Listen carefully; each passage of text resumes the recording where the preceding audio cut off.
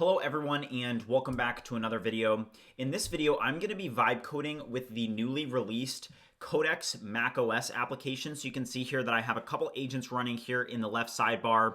And what this is this is just Codex in an app, and it gives you a little bit better UI, but then there's also some key features like automations that I want to draw your attention to, but we'll get into that in the video. I'll share some of my thoughts, and we'll also try it out and set up some automations and set up some skills, and I'll show you guys how to do that. But before we get started, I do have a like goal of 150 likes on this video, so if you guys haven't already liked the video, make sure you do so. Also, make sure that you subscribe to BridgeMind and join the fastest growing vibe coding community on the internet right now, the BridgeMind Discord. Check it out in the link in the description below. I believe that we just surpassed 4,700 members, and if you want the latest AI news, latest vibe coding news, the latest workflows that are coming out, this is the fastest growing community right now, so go check it out and join. But with that being said, guys, let's get right into the video. All right, so right here, this one actually just finished. So all I had it do was I said, hey, review the BridgeMind UI and find any opportunities for us to improve SEO in the project with better best practices.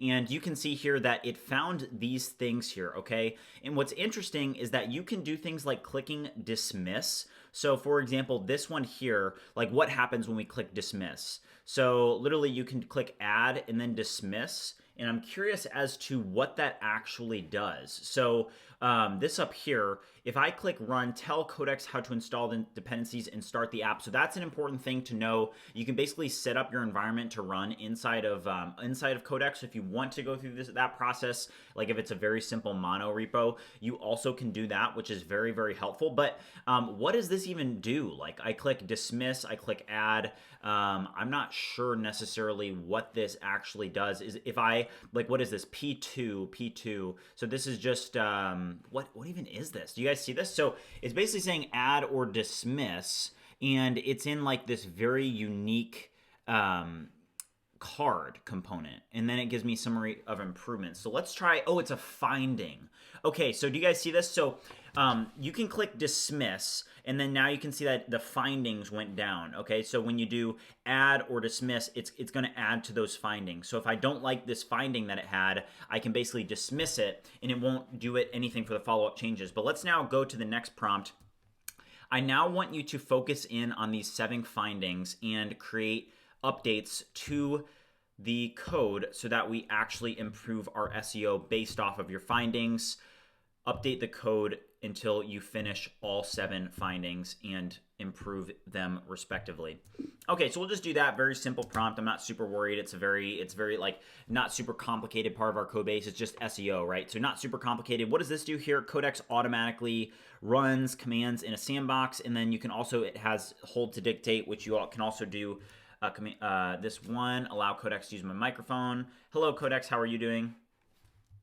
So not better than Wispr Flow, but I mean it's gonna be useful for people that don't have Wispr Flow or BridgeVoice, which is coming soon. But let's go back over here. So review this one here. So this was any bad code or bugs. So you can see these here. This is interesting though, because for this one, it didn't really give me the same findings. It outputted it in a table, which I did ask it to do. But if you notice on this one, which I just had it do a couple minutes ago, it didn't give me those same findings. So you can see with this one, it said, okay, here are these 7 things, and now, it's working on those, right? But with this, it didn't give me those findings. So it's interesting that it didn't behave like that. But what I will say is that this is a completely different user interface than what you would experience in like a CLI, right? If you were just using Codex in the terminal. So I want you to now review the code and implement updates so that you fix these findings and fix these actionable issues that you discovered. So we'll fix these here. Let's put the reasoning on extra high because that is one of the best models. Codex 5.2 is a good model. I think a lot of people are very stuck on Opus 4.5, which Opus 4.5 is also obviously the best model. But do not sleep on this GPT 5.2 extra high model. It is a very capable model. One of the only issues with it is that it's just incredibly slow. So just be mindful that, hey, do not sleep on OpenAI or Codex because it's actually pretty good if you are using this highest model. It's just expensive. So with that being said, let's let these 2 agents work. So that we can kind of practice with that. And let's try a couple other things. So toggle terminal, which is going to be Command J, but let's try toggling a terminal. So this is just your basic terminal. So we can cd enter directories. How many can I open? Can I open multiple, or okay, it's literally just a single. Can I do split terminals? Okay, literally, so you can only have one terminal. So that's actually not that good. You can only have one terminal inside of this. So can we do command? Yeah, so literally only one terminal, which is not good. But you do have terminals. Also, you can toggle the diff pane. Okay, so let's let that load in.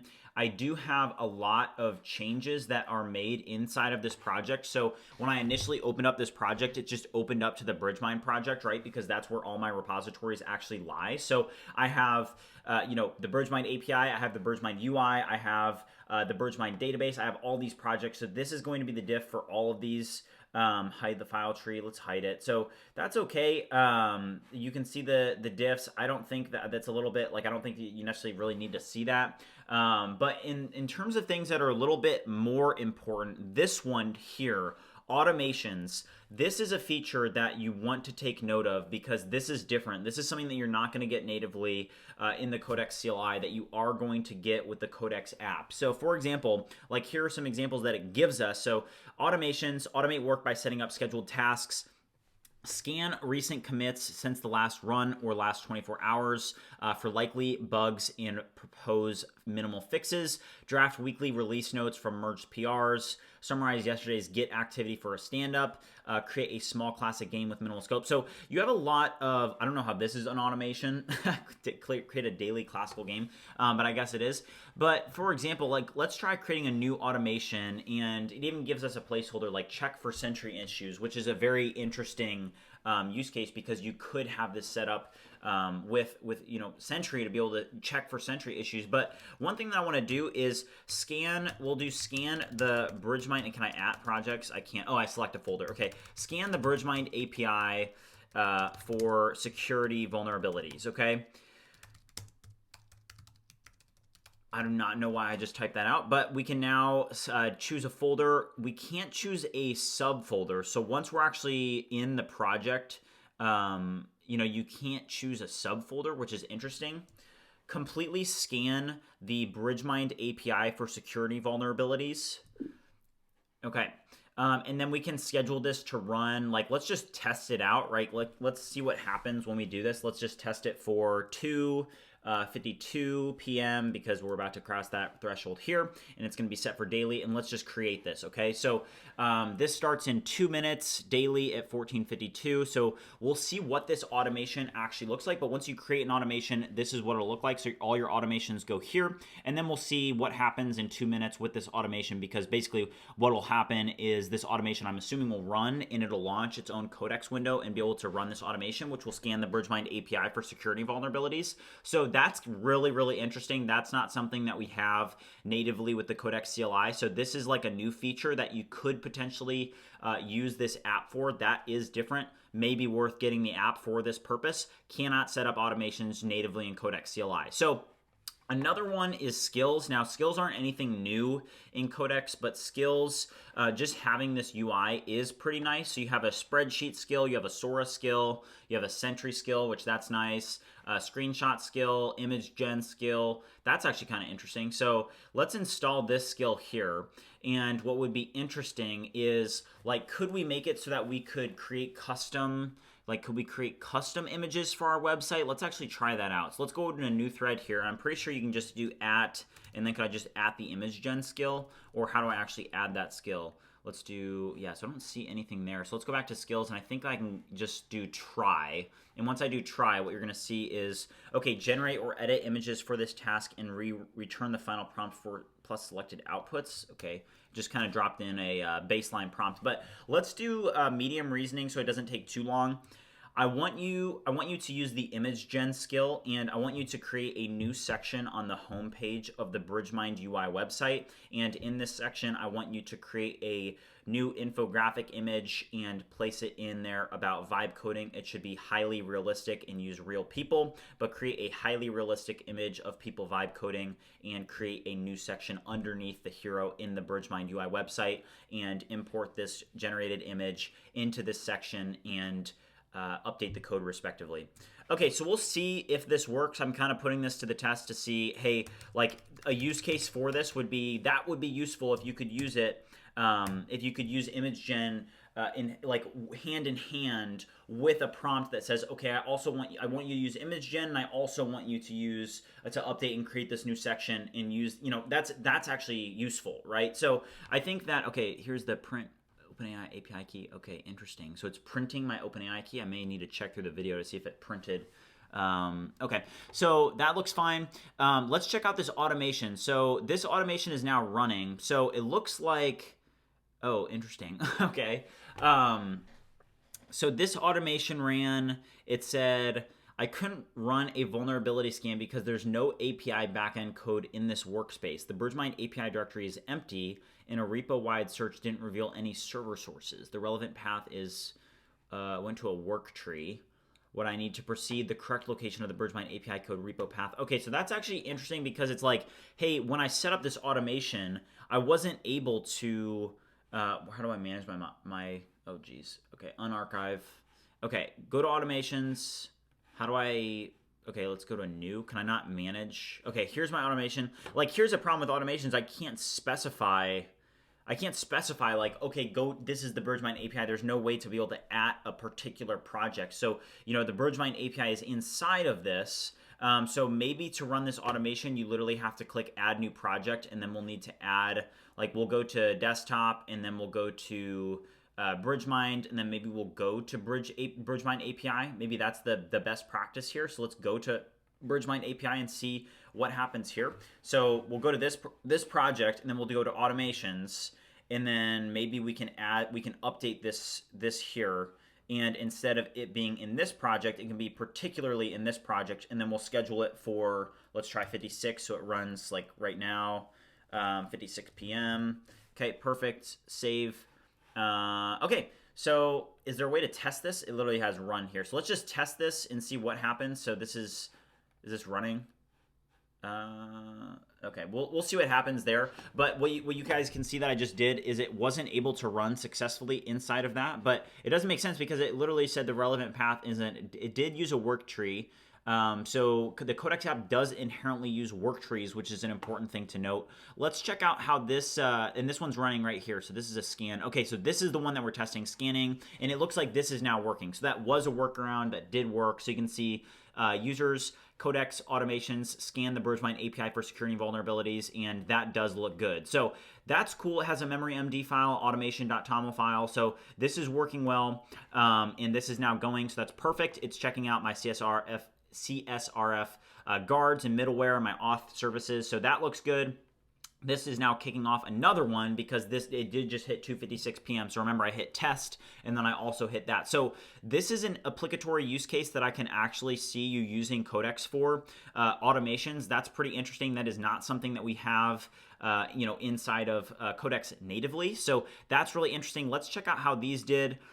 This one said, I'm ready to generate the image and wire it into the home page, but the image tool requires an OpenAI key, and it isn't set in this environment. Please set OpenAI API key in your shell and tell me when it's ready if you want a specific aspect ratio. Okay, so it looks like it can do it, but I'm going to need an API key for it. So using that skill, like, here's what I don't understand. Why did that, like, using that skill not just, configure, like, use my actual OpenAI account? Like, if you look at this, I don't think that I'm logged in to OpenAI. Like, this is just, I'm not even logged in, which is a really interesting approach. Like, I just noticed that. I didn't even see that before. But if you guys look at this, what you'll see is I'm not even logged into my OpenAI account, which is really interesting. This is basically just a shell. It's just an app. I'm not logged in anywhere. So it wasn't able to natively grab, anything from my plan. It has me do an OpenAI API key, which is kind of like a little bit like, why would you do that? I want to just use it inherently through my plan. So I don't like that. We're not going to try that out, but it looks like if you did configure it with an OpenAI API key, it would work. So definitely take note of that. But in general, let's go over to personal and check out like what you can do with this. Nothing important here. Configuration, I did see like nothing important there. Personalization, you can add your own custom instructions. MCP servers are right here, and it gives you a nice UI for that. Your skills, again, right here, same UI that we saw a second ago. Here is Git. You can add some commit instructions and pull request instructions. Here's your environments. You can set up different environments. Here are your work trees, and then here's your archived threads. So pretty basic. I mean, it just released yesterday, so I'm not super impressed. Here's what it found. It found this here. So let's see. Okay. Great finding. I now want you to fix this security vulnerability. Okay, so we will put that there, but also like up here, this is one thing that they kind of touted highly in their video. So if we actually go out here, what did they actually say on X? They literally just said introducing the Codex app, a powerful command center for building with agents, now available on macOS. So it seems to me like they didn't put like a ton of effort into this. Like there are some nice features, like I like automations, but I mean, it's kind of a good thing, right? That they didn't go overboard, but at the same time, really the only like big difference or big thing that I'm getting out of this is, hey, automations could potentially be big. Like if you have some good use cases for automations, like I do with, you know, hey, scanning your API for security vulnerabilities, that would be useful. Or other, you know, scanning for Sentry issues and fixing them, that would be useful. Also just skills, but you can set up skills natively in Codex as well, can't you? So I don't really see that. They do offer kind of like a ChatGPT look with being able to add these and use them easily, so that is different. But then just in general, it does just give you a better UI, right? UX for you being able to use this. So I will say, not super impressed, but definitely interesting. Like automations is interesting. I may use it if I want to set up automations because I can't really set up automations in Codex. Please somebody correct me if I'm wrong, but I've never set up an automation in Codex CLI before because you would have to launch the instance, right? But this, obviously, like this is different, right? You can actually set these automations and look at this one. So this one just finished, or that one, what was that? Okay, these all just finished. Okay, cool. This one, did this one just like time out on me? So this one, I said, I now want you to fix the vulnerability, and it just kind of timed out. The model is not supported when using Codex with the ChatGPT account. Okay. That's interesting. Okay, I don't know why I did that. So maybe a little bit buggy, but in general, automations is what I see as the biggest thing here. Skills, obviously, like just nice to have a UI for that, and then being able to manage your projects and your different agents rather than like having, you know, a warp interface like we normally do. I'm definitely still more of a fan of the warp interface because I think like getting locked into one model provider is not the best. Like when I'm using warp, I can launch, you know, up to 8 windows all at once and watch them like at the same time.